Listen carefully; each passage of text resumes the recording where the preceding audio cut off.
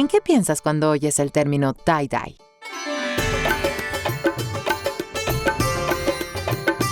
La versión más conocida del tie-dye tiene su origen en los años 60 con la aparición del movimiento hippie en los Estados Unidos, pero en realidad se trata de una técnica milenaria basada en atar y teñir tejidos con muchas variaciones a lo largo de la historia.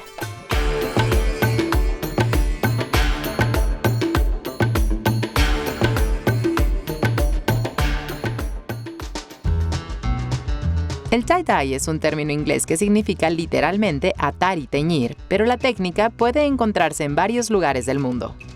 Você encontra na Índia, você encontra no continente africano, você encontra no Brasil. E quando vem o movimento hippie, que era essa coisa da transgressão, onde as pessoas queriam sair daquela roupa engomada, as pessoas começaram a fazer seus acessórios, seus sapatos, suas roupas. Era uma maneira de transgredir.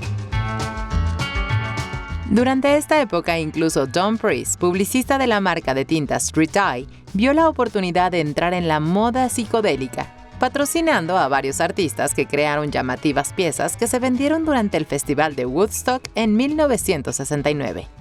Fue así como la marca se convirtió en la tinta oficial de la cultura hippie, pero el tie-dye es mucho más que eso. Quando a gente pensa em tie-dye, a gente vai direto para os anos 70. A gente pensa naquelas padronagens espirais, nas cores psicodélicas. Mas, assim, quando a gente vai para o shibori, que é uma técnica japonesa, é muito mais linear, geralmente com índigo também.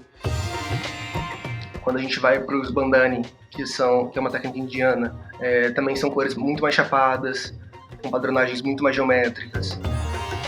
Bandani es una técnica de estampado india que apareció alrededor del 4000 a.C. y existe hasta hoy.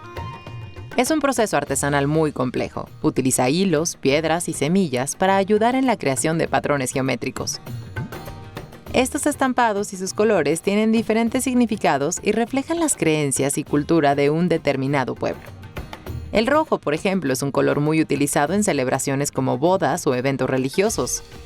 Sin embargo, el amarillo normalmente simboliza el renacimiento y es un color muy presente en la ropa de los festivales de primavera. En Japón, los primeros registros de tejidos teñidos con la técnica del shibori datan del siglo XVIII. Este método tiene diversas variantes, como la kanoko, que se considera más próxima a lo que conocemos hoy como tie-dye. Aunque podemos encontrar otras vertientes con un grado de complejidad mucho mayor, como la técnica de arashi o itajime, que hacen uso de materiales como palos y madera para su aplicación. El tie-dye permite que cada persona tenga la posibilidad de crear, arreglar o personalizar su propia prenda, dominando o no la técnica. Durante la pandemia, en plena era de las redes sociales, este movimiento ganó todavía más poder gracias al fácil acceso a los tutoriales, el bajo costo de los materiales y, claro, la nostalgia que envuelve al proceso. Todo mundo que já foi criança ou pré-adolescente sente um enorme prazer fazendo algo com as mãos, tipo caixa, marcenaria. E o tie-dye deu esse boom por conta disso, porque é algo que pode ressignificar as peças, pode passar além de roupa e o resultado é conforme vai fazendo, né? O primeiro tie-dye que você faz nunca vai ficar da maneira que você está imaginando que vai ser.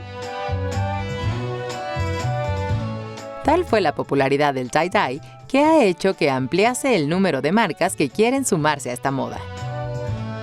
Então, sim, vai ser muito forte, a gente vai ver, já está vendo muitas pessoas usando, mas eu acho que enquanto moda a gente vê cada vez menos esse padrão de tendência como algo forte, como algo relevante. A tendência é essa individualidade das pessoas ultimamente. Quem ganha mais é quem faz, quem pega a sua peça, sua camiseta antiga, ressignifica essa camiseta usando sua criatividade, né? E quando você pega y faz, eu acho más interesante. Además de ser una técnica milenaria que refleja la cultura de algunos pueblos, el tie-dye es una forma de experimentación y de expresión de la individualidad.